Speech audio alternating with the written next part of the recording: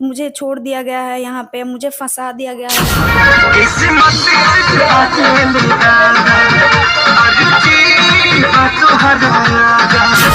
बहुत ज्यादा रो रही थी, बैठी हुई थी।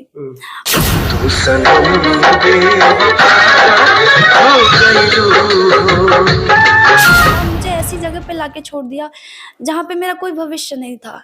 मैं मरने ही जा रही थी तब तक।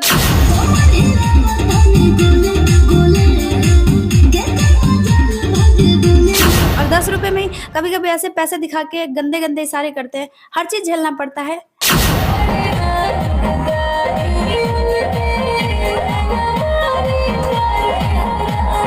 अगर मर रहा होगा ना उस टाइम पे तो मैं माता रानी से दुआ करूंगी कि मर जाए। कहीं कहीं माँ की गालियां भी खानी पड़ जाती है।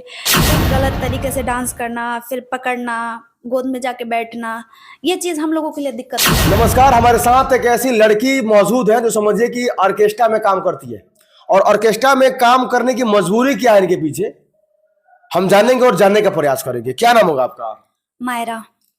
आप ऑर्केस्ट्रा में काम करती हैं, कैसे क्यों करती है काम यहाँ पे? देखिए, कोई खुशी से तो इस लाइन में काम नहीं करेगा। हाँ। किसी न किसी मजबूरी की वजह से ही कर रहा है। लेकिन ऑर्केस्ट्रा लाइन लोग बोलते हैं कि बहुत ज्यादा अश्लील होता है, खराब होता है, उसमें भोजपुरी गाने पे डांस किया जाता है।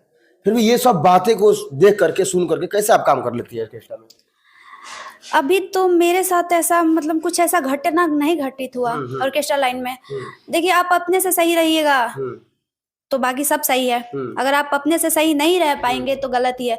और लोग गलत सोचते हैं, नजरिए का फर्क है। कोई अच्छा भी सोचता है, कोई गलत भी सोचता है। कहीं प्यार भी मिलता है तो कहीं दुत्कार भी मिलता है हम लोगों को। तो वही होता है। बाकी मेरे हिसाब से मेरी पहली कमाई इसी से आई है। अच्छा है। लेकिन फिर भी ऐसा क्या हुआ कि आज जो है आपको ऑर्केस्ट्रा में काम करना पड़ रहा है? इस लाइन में काम करती हूँ, क्या ही बोलूं। खैर, मैं रहने वाली दिल्ली की हूँ। वहाँ पे मेरे पास एक बार ऐसे ही जॉब करती थी तो वहाँ पे कॉल आई मेरे पास। मैंने कॉल उठाया। उसने बहुत प्यार से मीठा बोल के मेरे से बात किया। मैंने बोला, देखो मैं जॉब करना चाहती हूँ, मुझे अपना करियर चाहिए। उसने बोला, मैं तुम्हें उस ऊंचाई पे ले जाऊंगा जहाँ के तुमने सपने देखे हैं। मैं तुमसे शादी करूंगा, परिवार बढ़ाऊंगा, क्योंकि आगे पीछे तो कोई है नहीं। तो हर लड़की सोचती है कि कोई अच्छा इंसान मिल जाए। लेकिन बात किया, फिर मैंने भरोसा नहीं किया, क्योंकि आज अनजान इंसान पे, ऐसे रॉन्ग नंबर पे हम भरोसा करने लगे तो हमारा काम नहीं चलेगा। मैंने उसे ब्लॉक कर दिया। फिर दूसरे नंबर से कॉल आया, उसे भी ब्लॉक कर दिया। तीसरे नंबर से भी आया। मतलब हर नंबर बदल के। मतलब आप जॉब करती थी और जॉब के दौरान जो है किसी रॉन्ग नंबर से फोन आया आपके पास। और आपसे वो बात करने की कोशिश करता था।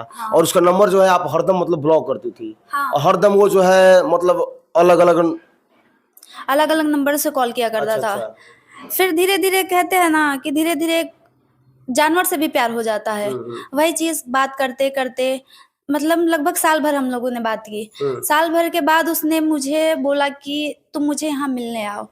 फिर नए नंबर से ही कॉल आया था, जिस नंबर से मुझे तो परमानेंट। साल भर बात की तो करते समय कि आपको कुछ ऐसा नहीं, कुछ ऐसा महसूस नहीं हुआ कि वो मेरे साथ ऐसा करेगा। लेकिन फिर उसने मेरे पास कॉल किया कि मेरे पास आ जाओ, मेरी बहुत ज्यादा तबीयत खराब है। मुझसे भी रहा नहीं गया, मैं आई। और मुझे ऐसी जगह पे लाके छोड़ दिया जहाँ पे आगे पीछे मेरा कोई नहीं था। मतलब अनजान शहर, अनजान जगह, कुछ समझ नहीं आ रहा था कि मैं कहाँ जाऊं, क्या करूं। बहुत ज्यादा रो रही थी, बैठी हुई थी। उसके बाद एक ये मतलब स्टेशन पे ही वो कहीं जा रहे थे, वो मुझे मिल गए।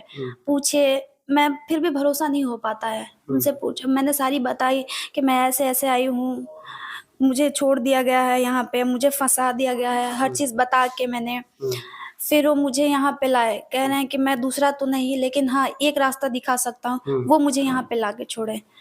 और आज जो भी हूँ, मैं काम करती हूँ, या मुझे बल मिला कि हाँ मैं काम कर सकती हूँ, इस लाइन में भी रह के काम कर सकती हूँ और अपने आप को सुरक्षित महसूस करती हूँ, तो बस वो एक इंसान की वजह से, जो मुझे उस स्टेशन पे उस रात में उस हाल में मुझे मिला और मुझे सुरक्षित रखा। मतलब एक अच्छे दोस्त की तरह, अच्छे हमसफर की तरह। मतलब उस टाइम पे मेरा माता पिता सब वही बन के आया। हर चीज मेरे लिए उस टाइम पे वो भगवान बन गया। तो वही मुझे इस लाइन में लाए हैं और मुझे हर चीज में हिम्मत देते हैं कि नहीं, तुम सही रहोगी तो कोई लाइन भी गलत नहीं होती है। और मेरे हिसाब से लड़की होना ही गलत है, क्योंकि लड़कियों को हर जगह ना कहीं आप कंपनी लाइन में भी काम कीजिए, आपको टॉर्चर किया जाएगा, आप पे गलत नजर रखी जाएगी। आप इस लाइन में काम कीजिए, फिर भी आप पे गलत नजर रखी जाएगी।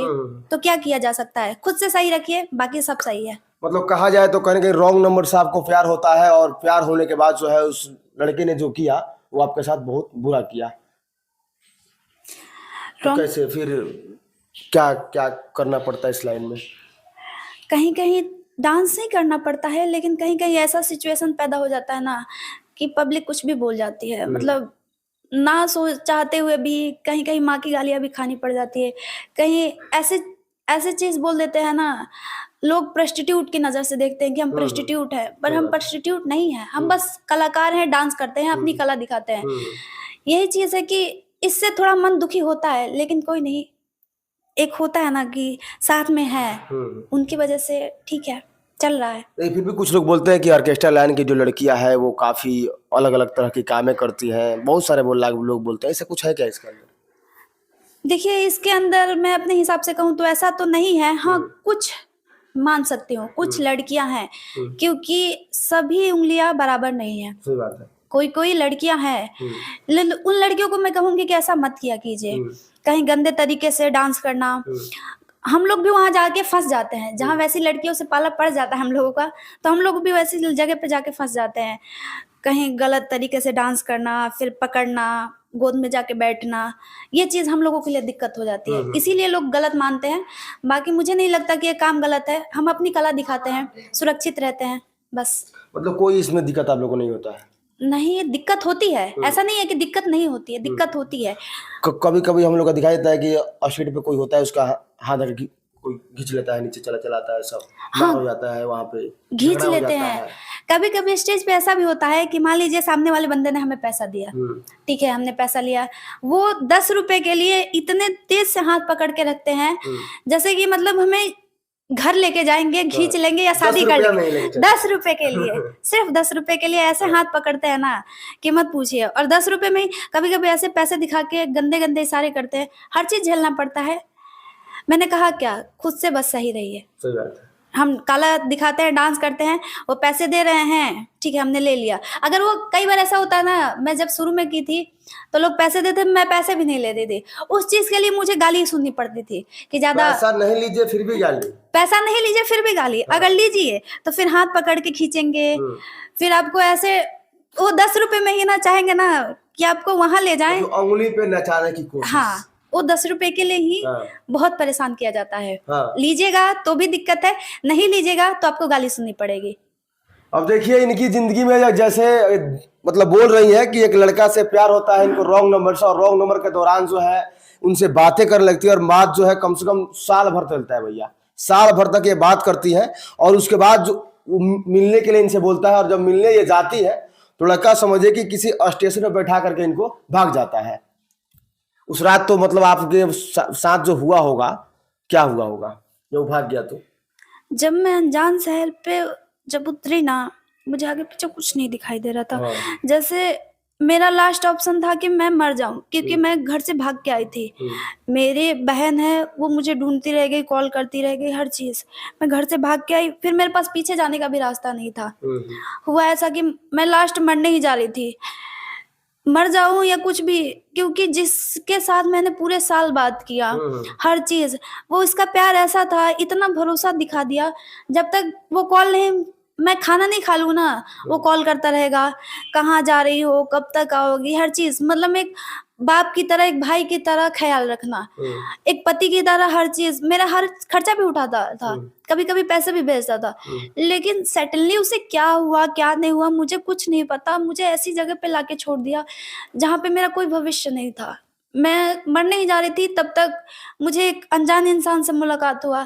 वो बहुत रिक्वेस्ट किया कि बताओ क्या हुआ है क्या नहीं हुआ है, बहुत ज्यादा वो किए। फिर उसके बाद मैंने सारी बात बताई, लेकिन हाँ, माता रानी का आशीर्वाद है कि उन्होंने मुझे एक अच्छी जगह पे छोड़ दिया। अगर इस वीडियो को देख रहा होगा तो उससे क्या बोलिएगा?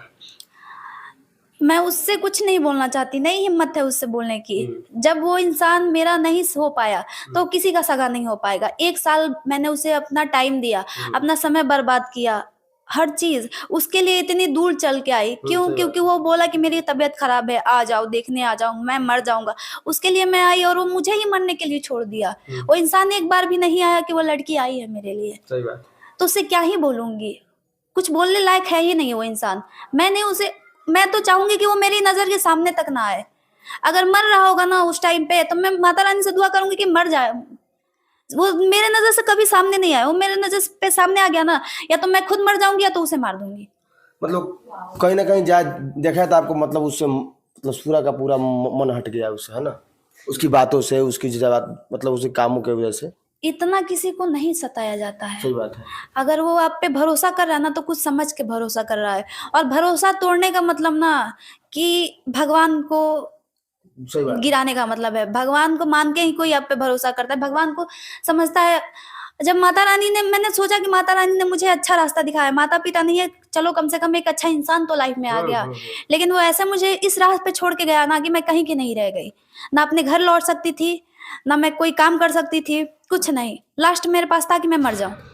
चलिए, उस समय के दौर से देखा जाए तो कहीं ना कहीं इनका जिंदगी जो है मतलब अच्छा हो चुका है। अभी किसके किसके साथ आप मतलब स्टेट शो करती हैं? अभी मैंने हाल फिलहाल में अदिति राज जी के साथ किया है, विनोद बेदर्जी जी के साथ किया है, गोलू राजा जी के साथ है, और मेरे लिए काम आ रहा है हितेश पांडे जी के साथ मेरा काम आ रहा है। यही मई में 4 से 7 तारीख तक। मतलब कहीं ना कहीं उससे धोखा मिलने के बाद ये लड़की जो है एक अच्छी रास्ता पे चल रही है। और बट अगर उस रात वो आदमी नहीं आता तो आपकी जिंदगी समझिए कि खराब हो गई होती, खत्म हो जाती उस रात। और इस लड़की के बारे में आप लोग क्या सोचते हैं? कोई आईडी वगैरह है जिस आईडी पे अपना वीडियो अपलोड करती हो, या किसी बात को लेकर के, या ब्लॉग चैनल हो आपका जिससे आपसे जो पब्लिक आपको देख रहा है? हाँ, मेरी इंस्टा आईडी है मायरा दुबे 8। हाँ। और मेरी दूसरी भी आईडी है, सर्च मार सकते हैं, एक्ट्रेस मायरा दुबे 1315। और मेरा यूट्यूब चैनल है बाबू म्यूजिक जंक्शन। चलिए, इनको आप लोग अगर सपोर्ट करना चाहते हैं, अगर ये लड़की की अंदर अगर हुनर है, कला है, तो आप लोग सपोर्ट कीजिए।